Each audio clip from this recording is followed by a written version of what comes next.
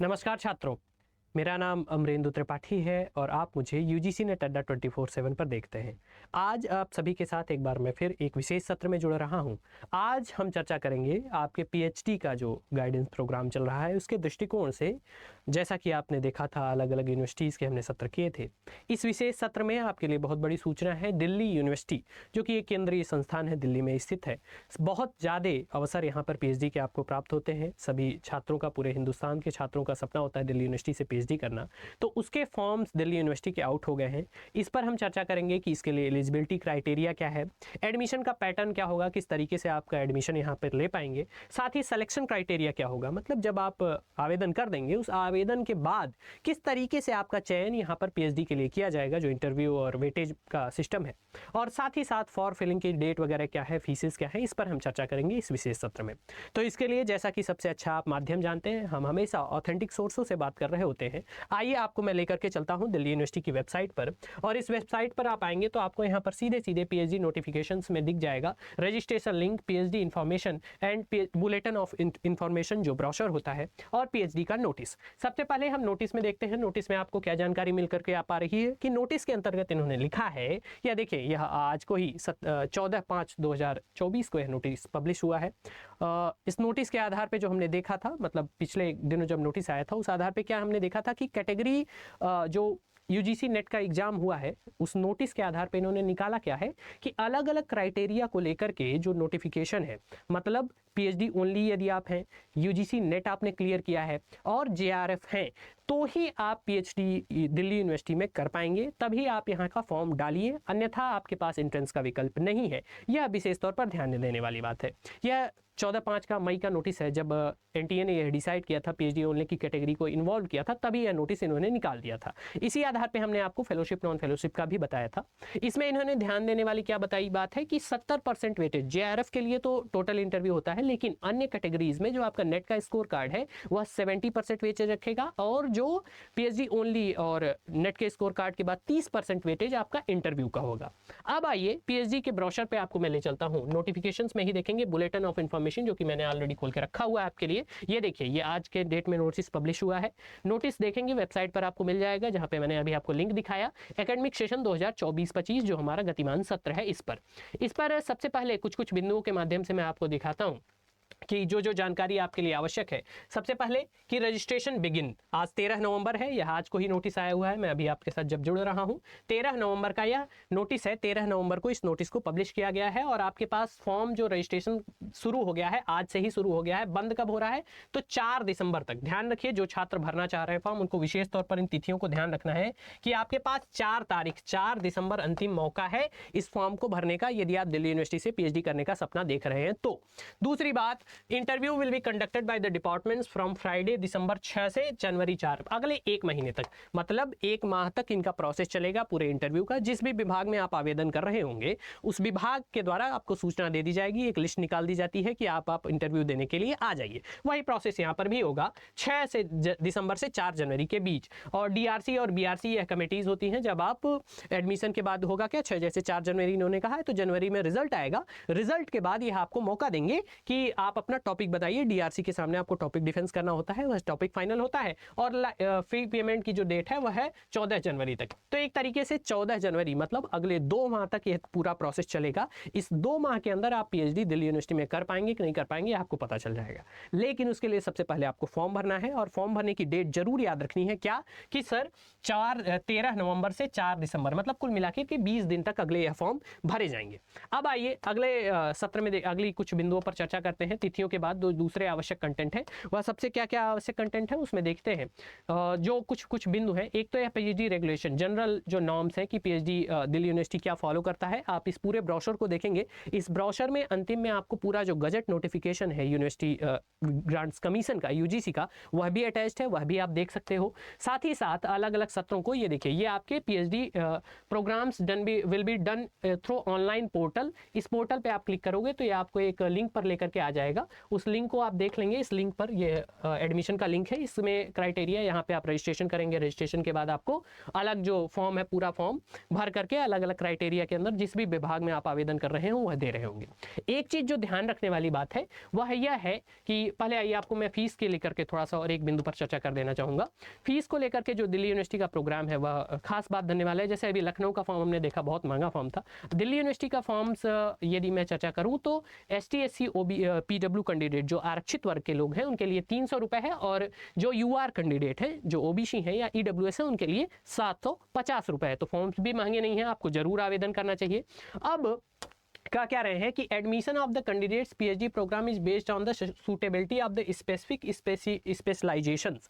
एक चीज जो आपको दिल्ली यूनिवर्सिटी में बहुत विशेष है कि अंतर विद्यावर्ती शोध, इंटरडिसिप्लिनरी शोध यदि आप करना चाहते हैं, लाइक आपको फ्यूजन करना है कि आप पॉलिटिकल डेवलपमेंट्स पे काम करना चाहते हो लेकिन political developments related to the period of British, ऐसी स्थिति में यह हिस्ट्री और पॉलिटी का फ्यूजन का टॉपिक है। आप एक पर्टिकुलर टाइम में हिस्ट्री और पॉलिटिकल दोनों अंतर विद्यावर्ती शोध में भी आप इसे काउंट कर सकते हो। जैसे हिंदी साहित्य का काम कर रहे हो और अंग्रेजी साहित्य के अनुवादों पर काम कर रहे हो, तो ये इंटरडिसिप्लिनरी। ऐसी स्थिति में अलाइड सब्जेक्ट्स का जो ऑप्शन ओपन होता है यह दिल्ली यूनिवर्सिटी को बहुत खास बना देता है।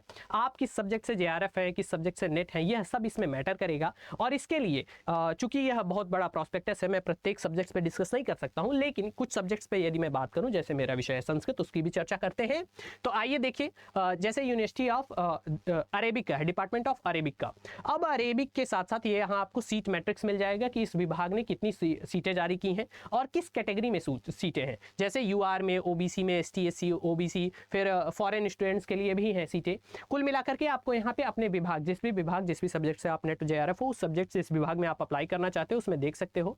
अब जैसे ये देखिए क्या है, डिपार्टमेंट ऑफ बुद्धिस्ट स्टडीज है। अब बुद्धिस्ट स्टडीज से आपको एलिजिबिलिटी के लिए यूनिवर्सिटी नॉर्म्स, मतलब आपका नेट JRF PhD ऑनलाइन होना चाहिए। ध्यान रखिए, आपको JRF है तो आप एलिजिबल हैं, आप नेट हैं तो भी एलिजिबल हैं। और उसमें विशेष तौर पर यहाँ पे आपको मैं दिखाऊं, नेट के संदर्भ में दिल्ली यूनिवर्सिटी ने मेंशन किया हुआ है खास तौर पर एक बात कि अगर आप पिछले सत्र के नेट हैं, मतलब जरूरी नहीं है कि अभी आपका स्कोर कार्ड आया हो, आपका स्कोर कार्ड यदि पिछले सत्र का है तो भी ये देखिए इन्होंने लिखा हुआ है, ये पॉइंट आपके लिए पॉइंट 5 विशेष तौर पर ध्यान रखने वाला है। For admissions to PhD program for the academic session 2024-25 the scores of NET examination conducted in December 2023, मतलब दिसंबर का गत बीता हुआ सत्र जो था उसका, और जून 2024, अभी पीछे एक साल का स्कोर कार्ड इन्होंने माना है और उसमें दिसंबर सत्र के कार्ड को भी वैलिडिटी दी है। साथ ही साथ जो जून 2024 का सत्र है उसे भी वैलिड मानते हुए उसे का भी स्कोर कार्ड आप अप्लाई करने के लिए दे सकते हैं। तो बहुत सारे छात्रों में जो सवाल था कि सर हमारा नेट पिछली बार हुआ है तो एक बार वैलिड होगा या नहीं वैलिड होगा, ऐसी स्थिति में इस संशय का निवारण इन्होंने पूरी तरीके से कर दिया है।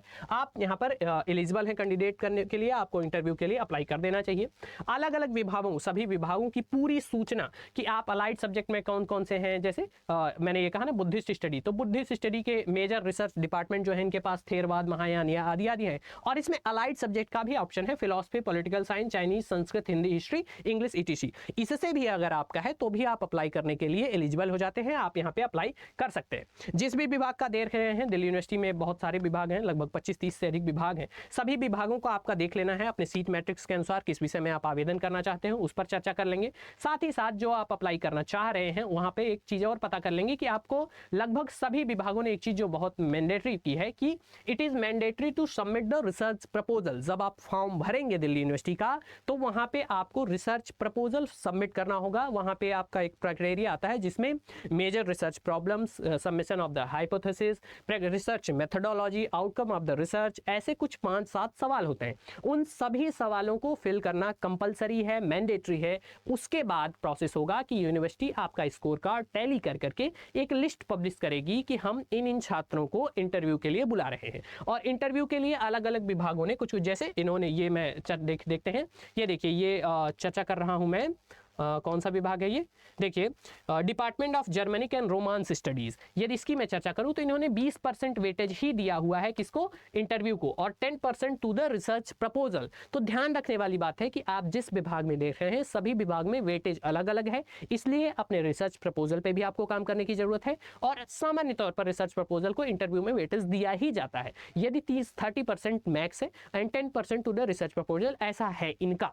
अन्य विभागों की भी मैं चर्चा कर लूं, जैसे department of library and information science है, फिर डिपार्टमेंट ऑफ लिंग्विस्टिक्स है, बहुत सारे विभाग हैं। आप सभी विभागों को देखेंगे, पूरा 89 पेज का प्रोस्पेक्टस है, आपको ये देखना चाहिए। डिपार्टमेंट ऑफ हिंदी की मैं चर्चा करूं तो 81 फ्रॉम यूआर कैटेगरी में बहुत अधिक। दिल्ली यूनिवर्सिटी बहुत बड़ा विश्वविद्यालय है, लगभग इसके 70 से अधिक एफिलिएटेड कॉलेज हैं। तो ऐसी स्थिति में यहाँ पीएचडी की संख्या भी बहुत अधिक है। आपको इतने बड़े नंबर में आमतौर पर सीटें नहीं दिखती हैं, इसलिए आप जहाँ से भी हों, आप हिंदुस्तान में कहीं से भी हों, आपने यदि पिछले 2 सत्रों में नेट JRF है, आपने नेट में निकाला है पिछली बार, अथवा इस बार पीएचडी ओनली निकाला है, तो भी आप इस आवेदन के लिए वैलिड है, आपको इसमें आवेदन करना चाहिए। और जिस भी विभाग में कर रहे हैं, एक बार उसके प्रोस्पेक्टस को, उस विभाग की क्या अर्हता है, वह विभाग क्या कुछ विशेष आपको संदर्भित कर रहा है, यह जरूर देख लेने की आवश्यकता मैं कहूंगा।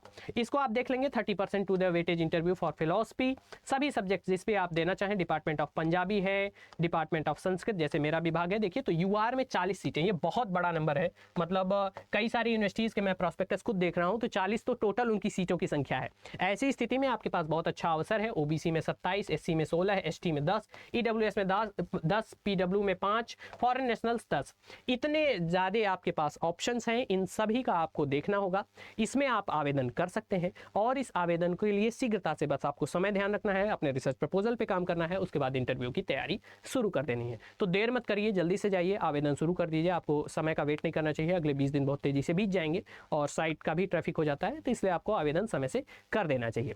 इसी प्रकार की अन्य विशेष सूचनाओं के लिए आप अड्डा 24/7 से जुड़े रह सकते हैं। मेरा नाम अमरेंद्र त्रिपाठी है, और पीएचडी के लेकर के आपके विशेष सत्रों में लगातार मैं आपसे जुड़ता रहता हूं। तो यूजीसी नेट अड्डा 24/7 चैनल को सब्सक्राइब कर लीजिए, चैनल इस वीडियो को लाइक कर दीजिएगा, और अपने कमेंट्स में बताइएगा कि आपको यह सत्र कैसा लगा। आप सभी जुड़े, इसके लिए बहुत बहुत धन्यवाद। और जो छात्र यूजीसी नेट नहीं निकाल पाए हैं, टीजीटी यूजीसी नेट की परीक्षा में भी सफल नहीं हो पाए हैं, पीएचडी ओनली भी नहीं निकला है, उनको विशेष तौर पर तैयारी में लग जाना है, ताकि अगली बार आप यह अवसर न चूकें। यदि DU JNU के फॉर्म्स आएँ तो आप उस पर समय से आवेदन कर पाएँ और पीएचडी का अपना सपना पूरा कर पाएँ। आप सभी जुड़े, इसके लिए बहुत बहुत धन्यवाद। नमो नमः।